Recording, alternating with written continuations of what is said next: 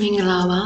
ဒေါက်တာဖြိုးတီဟာရဲ့ပျော်ရွှင်ပါစေဆောင်းထဲကအတူရှိနေကြတော့မှဆိုတဲ့ဆောင်းပါးကိုဖတ်ပြချင်ပါတယ်အတူရှိနေကြတော့မှ The Sky is Pink ဆိုတဲ့ဘောလီဝုဒ်ဇာတ်ကားလေးကြည့်ဖြစ်ပါတယ်မွေးရာပါယောဂတစ်ခုပါလာလို့ငယ်ငယ်လေးနဲ့အသက်ဆုံးရှုံးခဲ့ရတဲ့မိန်းကလေးတစ်ယောက်ရဲ့ဖြစ်ရမှန်ဇလံပေါ်အခြေခံရိုက်ထားတဲ့ရုပ်ရှင်ပါဒီကောင်မလေးမွေးပြီးကလေးကခဏခဏဖျားတယ်အဲ့ဒါနဲ့ဆေးကန်းပြကြည့်တော့မွေးရာပါခုခံအားကျတဲ့ယောဂဖြစ်နေတယ်။သူက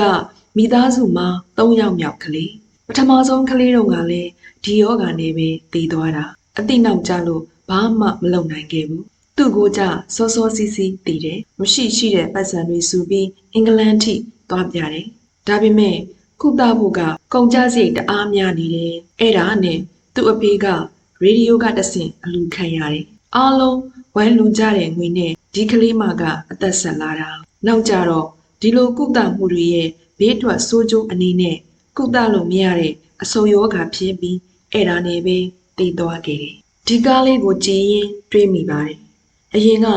သမီးကလေးကိုခွေးတွေနဲ့မထိတွေ့ခိုင်းဘူးခုခံအားကြတဲ့သူမို့တရိတ်ဆန်ကနေကူးမှဆိုလို့နောက်သေတော့မယ်ဆိုတာသိလာတော့အမေဖြစ်သူကိုယ်တိုင်ကခွေးချစ်တတ်တဲ့သူသမီးအတွက်ခွေးကလေးလက်ဆောင်ပေးတယ်အပျော်ခီးတွေထွက်တယ်အဆုတ်ယောဂရှိတာကိုရေတောင်ငိုခိုင်းလိုက်သေးတယ်ခုချိန်မှာသူသမီးပျော်ဖို့ကသာအဓိကတဲ့အပျော်အပါးကိုအသက်နဲ့လဲပြီးလုပ်ရမယ်မဟုတ်ပါဘူးပြောချင်တာကအခုချိန်မှာကျွန်တော်တို့အတွက်အရေးကြီးတယ်လို့ထင်နေတဲ့ကိစ္စတွေပြဿနာတွေအငင်းပွားမှုတွေဟာသိမယ်ဆိုတာသိသွားတဲ့အခါကျဘာမှမဟုတ်တော့ဘူးဆိုတာပဲ Facebook မှာဝိုင်းဆဲခံနေရလို့စိတ်ညစ်နေလားခမည်းမှာတေလောက်တဲ့ယောဂရှိနေပြီလို့ပြောခံလိုက်ရတဲ့အချိန်မှာတော့အဲ့ဒီအစဲအဆိုးတွေဟာဘာမှမဟုတ်တော့တာကိုသိသွားပါလိမ့်မယ်။အဲ့ဒီလိုပဲ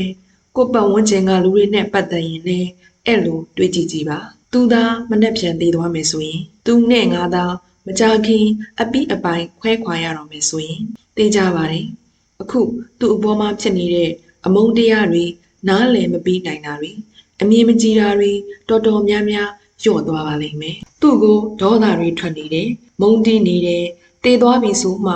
အော်ဒီလူဟာငါ့အပေါ်ကောင်းခဲ့တဲ့သူပါလားလို့ပြန်တွေးမိကြတယ်။ခွင့်လွှတ်ပေးကြတယ်။စောစောကလေးကအမုန်းတရားတွေကိုလျှော့ခဲ့ကြပါလား။ခွင့်လွှတ်ပေးခဲ့ကြပါလား။တားဖြစ်သူကအမျိုးသားချင်းချစ်ကြိုက်သူဖြစ်နေတော့အတင်းအကျပ်ဖိအားပေးတယ်။အိမ်ဘောကဆင်ခိုင်းတယ်။အဲ့လိုနဲ့သားကကိုတက်သေးသွားတော့မှဒီလိုမှန်းသိအမေတို့လက်ခံခဲ့ပါတယ်လို့ငိုကြွေးကြတယ်။အစောကလေးက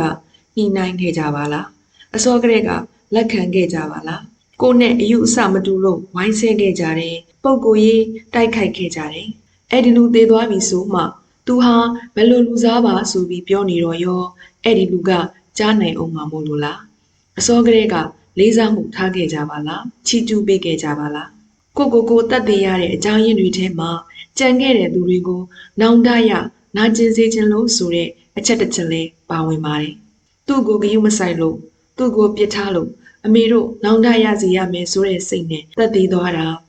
လောကကြီးကိုအရှုံးပေးသွားတာမဟုတ်ဘူး။ဒါကြောင့်မန်မာနာကလေးတွေလျှော့ပြီးယတနာတွေကိုဖြည့်ရှင်းကြမယ်။ဂရုစိုက်ပေးကြအလေးထားပေးကြမယ်ဆိုရင်ကိုပတ်ဝန်းကျင်ကလူတွေကိုတက်သေးမဲ့အရေးကိုအတိုင်းအတာတစ်ခုထိကာကွယ်ပေးရလဲရောက်ပါလိမ့်မယ်။တကယ်တော့စုံစည်းခြင်းကကောင်းစုခွဲခွာခြင်းဆိုတာကပန်းနဲ့တူပါတယ်။တခုပဲကွက်ပြီးလူချင်းနဲ့လှုပ်လို့မရသလိုရှောင်းလွှဲလို့လည်းမရပါဘူး။ဒီတော့အတူရှိနေတော့မှတယောက်ကိုတယောက်ဘလို့အကောင်းဆုံးဆက်ဆံမလဲဆိုတာကသာစဉ်းစားကြစေချင်တယ်။မကြခင်သေတော့မှဆိုတာကိုသိနေပြီးပြင်ဆင်ခွင့်ရခဲ့တဲ့သူတွေတောင်တကယ်ဆုံးရှုံးရတဲ့အခါကျဖြေမစင်နိုင်ပါဘူး။ဒီတော့ခွဲခွာရတဲ့အခါတီငိမ့်နေနိုင်ဖို့ဆိုတာပြောသလောက်တော့မလွယ်ဘူးဒါပေမဲ့အတူရှိနေတော့အကောင်းဆုံးဆက်ဆံခဲ့မယ်ဆိုအနည်းဆုံးနောင်တတော့မရတော့ဘူးပေါ့ကျွန်တော်တို့ဟာဘယ်အချိန်သိမယ်မသိဘူးဘယ်နေရာမှာသိမယ်မသိဘူးဘာယောဂနဲ့သိမယ်မသိပါဘူးဘယ်အသက်အရွယ်မှာသိမယ်မသိပါဘူးသိပြီးဘာဖြစ်မယ်လဲမသိဘူးဒီလိုမသိချင်း၅ပါးနဲ့ရှင်သန်နေရတာဖြစ်တယ်ဒါကြောင့်ရှင်သန်ရတဲ့တရက်စီတိုင်းကိုအကောင်းဆုံးနေထိုင်သွားကြဖို့လိုပါတယ်ဒီတော့ကိုကျမ်းမာရေးကိုဂရုစိုက်ပါမတာတစ်ခေါက်ကြောင်းဆယ်ခေါက်မဟုတ်ဘူးဆွေမျိုးနှီးချင်းတဲ့က နေထိုင်မကောင်းဖြစ်သူရှိရင်ဆေးရုံကိုအဖော်လိုက်သွားပေးလိုက်ပါဒါဆိုကျမ်းမာခြင်းရဲ့အရေးကြီးမှုကိုသဘောပေါက်သွားလိမ့်မယ်ကိုအခုကျမ်းမာနေသလားဒါဆိုအတော်ကံကောင်းတဲ့သူလို့ကိုမှတ်ယူလိုက်ပါဘဝမှာအစင်မပြေမှုတွေအများကြီးရှိနေရင်တော့ကျမ်းမာနေတဲ့ဆိုရင်ကိုပဲအတော်ဟုတ်နေသေးတယ်လို့တွေးလိုက်ပါအရက်တောက်လို့အစားအသောက်မမှန်လို့စတဲ့ကိုအမားကြောင့်ယောဂဖြစ်ရတာမျိုးမဟုတ်ဘဲမွေးရာပါယောဂမျိုးရိုးဗီဇနဲ့ပတ်သက်တဲ့ယောဂတွေခံစားနေရတဲ့လူငယ်လူရွယ်တွေအများကြီးပဲရှိနေလို့ပါနောက်ပြီးကိုမိဘကိုချစ်သူကိုအိမ်အောင်ဖက်ကိုသားသမီးကိုမိတ်ဆွေကိုအလုပ်ဘောကိုင်းဘက်စတဲ့သူတွေကိုအချိန်ပေးပါချစ်ချင်းမြတ်တာပြတာပါကောင်းကွက်တွေကိုများများချီးကျူးပေးပါအတိအမှတ်ပြုပေးပါမာနတွေမထားပဲကိုယ့်ဘက်ကအရင်လျှော့လို့ရတာလျှော့ပေးလိုက်ပါခွင့်လွှတ်ပေးလိုက်ပါ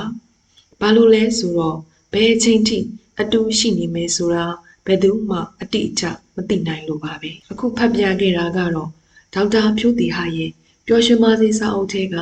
အတူရှိနေတော့မှဆိုတဲ့ဆောင်းပါးလေးပဲဖြစ်ပါတယ်ကျေးဇူးတင်ပါတယ်ရှင်